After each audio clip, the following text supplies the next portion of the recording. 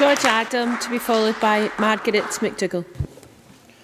Thank you, Presiding Officer. For me, this debate, like many of the debates within this chamber, is about independence, because the opposition parties don't like to hear this, but the only way we will get the socially just Scotland that we aspire to have is through the powers of independence.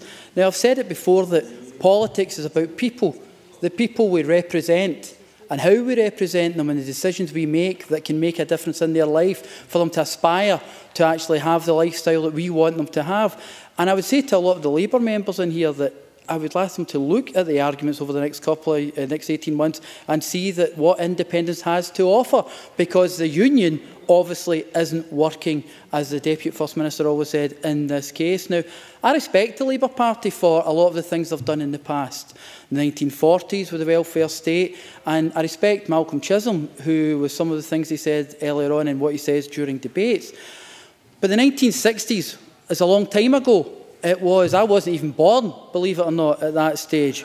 But I'm talking about the here and now. I'm talking about children and families in Scotland at this time. And these are the people that we represent, and these are the people that we have to make decisions for. So why should we listen to a government, as the Deputy First Minister already said, that we didn't elect, that we would probably never elect? Why do we not work together to ensure that we can actually have the socially just Scotland that we all wish? Now, it's with regret I'm speaking at today's date about changes to our welfare system that will target the vulnerable and most needy in our society. How many of us stand by the thought of a society is judged by how we treat its weakest members? I would suggest most of us within here, although listening to some of the contributions from some members, there may be others that think otherwise, but child benefit, money that is meant to ensure the security of our children, reduced or removed from 90,000 families in Scotland, decided, as I've already mentioned, by a parliament we did not vote for and have no influence. They will take decisions that will affect Scotland, affect families across our country. The Westminster's own Department of Works and Pension has freely admitted that these welfare cuts will increase child poverty. Presiding Officer, after Mr Johnston's contributions, we can confirm that we are truly back in the Westminster age of the Thatcher era, when policies that search out and demonise and punish those in society that certain parts of the right-wing political spectrum think deserve it. Yes, gladly, Mr Johnston. Alec Johnston. I fully respect the member's position and his aspirations. However, looking at the most recent available figures, I suspect that if Scotland were to become independent in a couple of years, that the overall budget that government would look at would be similar to the one we have today, perhaps slightly less given the possible increased borrowing costs. So given the same budget, where is he going to prioritise his spending to ensure that his aspirations in this area are achieved? George Adam. The cardinal difference, the main difference, Mr Presiding Officer, from Mr Johnston's argument is that we would be in control of what we were deciding. It would be this Parliament and this place and the people of Scotland who would be making the decisions for our country, ensuring that we did have the future that we all aspire to. In an independent Scotland, we're told that the policy will increase child poverty.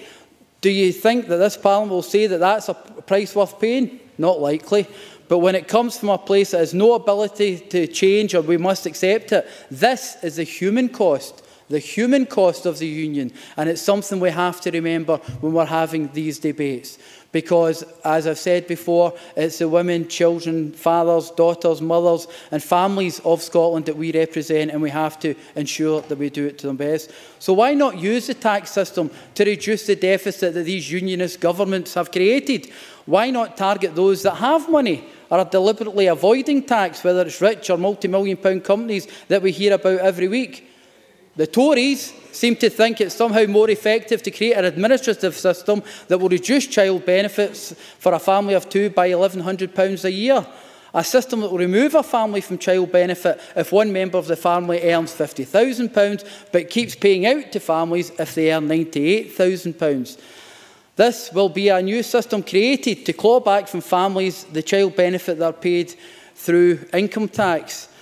The Scottish Government's budget has been reduced by the Tory government, even Tory Lib Dem government, even when the Scottish Government still has the opportunity to make a difference. This is in fact a story of a tale of two governments, one that cares and wants to be aspirational and look to the future for our people, and ones that actually just want the people of Scotland to know their role, know their place and not move any forward. It may interest some of the members here that we continue to have the best package of nursery care in the UK, increased free nursery provision by 20% and invested £11 million in family nurse partnership. It has extended free school meals to those in low incomes. These are not just aspirations, these are things that have happened within the straitjacket of devolution. For me, independence is the only way forward for the people of Scotland. This argument, like many of the arguments and debates we have in here, is a reason for Scotland to be independent. So should Scotland be independent? I would say yes. Thank you.